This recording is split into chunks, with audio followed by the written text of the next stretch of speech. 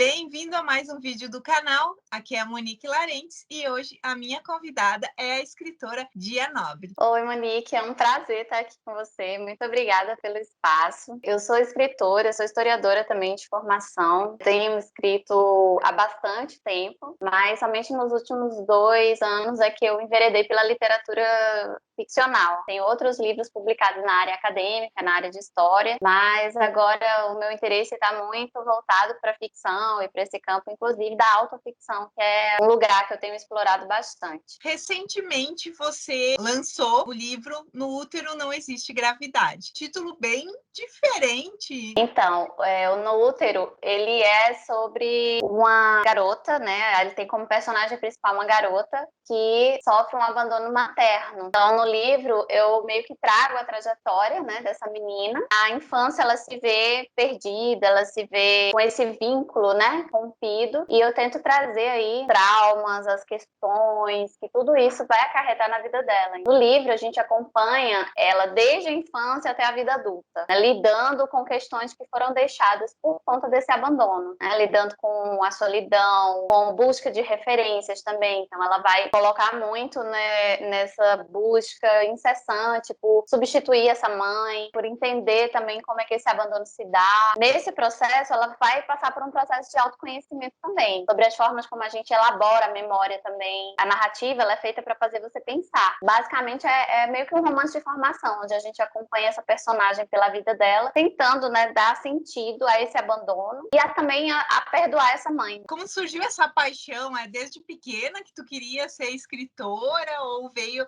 depois da parte acadêmica? Assim, desde sempre. Eu sempre escrevi. Quando eu era criança, eu participei de concursos de poesia, então eu sempre participava na escola. Algo que é muito comum na minha região, na região onde eu nasci, que é o sertão cearense, né? É a literatura de cordel. Então, eu também brincava muito com literatura de cordel, produzindo literatura de cordel. Publiquei alguns cordéis na minha adolescência, mas aí acabei fazendo uma escolha, né, entre a história e a literatura, as letras, no caso, nessa época aí que a gente está decidindo o que vai fazer da vida. Acabei optando pela história. Toda a minha graduação, peguei toda a minha formação, na verdade, graduação, mestrado, doutorado, pós-doutorado. Sou professora universitária da área, inclusive, em uma universidade pública. Uns 15 anos em que a literatura ficou mais como companhia e a escrita ficou muito restrita aos meus cadernos pessoais. E foi justamente em um momento, eu estava em um momento de crise existencial, quando eu sabia que tinha algo que fazia muita falta e que eu não sabia muito bem dizer o que era, mas aí veio de novo essa retomada, né, pelo desejo de publicar, porque escrever, eu nunca deixei de escrever, eu sempre escrevi, mas aí o desejo de publicar começou a ser mais forte, expor essas coisas que eu escrevia também como uma tentativa meio de catarse, de estabelecer diálogos, ter um retorno também de quem me lê. E aí eu tive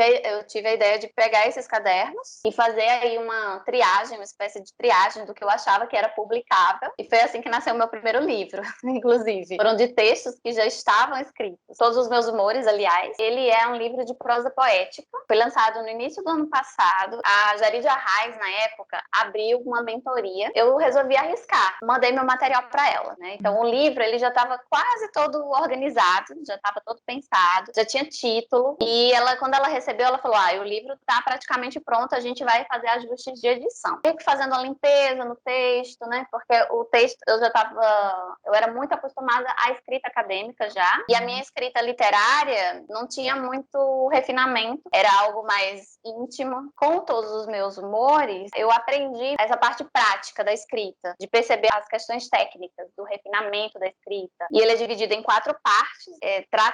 Os textos, são textos independentes, porque são poemas e prosas poéticas curtas, mas ele trata muito de saúde mental. Eu sou diagnosticada borderline, então eu decidi que esse primeiro livro, ele meio que ia escancarar isso. Então é um livro que fala de saúde mental, que fala de medicação, que fala de terapia, desses conflitos internos, da busca por ajuda também. Já o No Útero é um processo diferente, né? Ele não tem textos antigos, ao contrário, ele foi todo escrito no ano passado. Ele tem autoficção. Eu divido com a protagonista da história o fato também de ter sofrido o abandono materno, embora nem todas as histórias tenham acontecido na minha vida, mas eu pego referências, né? Pego memórias, fotografias e exagero isso também, levo isso para o campo mais do exagero também. São duas escritas bem diferentes, mas são duas escritas também muito íntimas. E no Útero, ele também trata de saúde mental no sentido de que a personagem, ela tá aí lidando, né, com essas questões relacionadas ao abandono, e ela se vê em muitos momentos perdida, sem saber o que fazer. Tá muito no campo do onírico, ela lida muito com sonhos, ela lida muito com uma realidade que incomoda ela e com uma projeção de algo que ela gostaria que fosse. Então são temas que são meio obsessões para mim. Todo o projeto gráfico foi feito pela Monique Malcher, que é uma escritora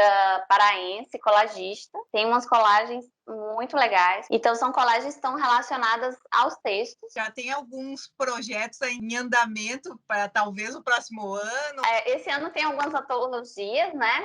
Eu tô numa antologia da Quintal Edições bem importante, que fez um mapeamento de escritoras lésbicas e bissexuais do Brasil na literatura contemporânea. Chama Antes que eu me esqueça. Reúne 50 escritoras que estão produzindo atualmente e que têm em comum o fato de serem mulheres lésbicas ou bissexuais. Vai sair um conto também na Off Flip. Tem algumas antologias também. Para o próximo ano eu não tenho ainda um projeto definido, mas eu estou escrevendo um novo livro. Eu só acho que talvez não seja para o próximo ano, talvez ele vá me exigir um pouco mais de trabalho e que talvez 2023 ele saia. É um romance que vai ser mais longo, mas algumas coisas estão saindo e vão sair. Quer deixar alguma mensagem para quem está vendo? Toda mulher que tem esse impulso de escrever e publicar, ela deve insistir. Eu acho que a literatura ela vai muito do campo da insistência. Não é fácil publicar. Hoje a gente tem um mercado editorial ainda muito fechado nas obras masculinas, grandes nomes. Não é fácil ser uma escritora independente e estreante, mas se eu posso dar um conselho, não desista mesmo, insista, coloque o seu trabalho no mundo, procure se relacionar com outras autoras, entre em contato com outras autoras. Existem muitas autoras acessíveis, estão dispostas a conversar, que têm seus Instagrams abertos, né, para estabelecer diálogos. Faça cursos de escrita, porque nesses espaços você consegue conhecer muita gente legal e consegue estabelecer também contatos muito importantes. A produção literária, ela é solitária na medida que você está ali pensando no livro ou pensando nos textos e escrevendo, mas ela não é só isso, ela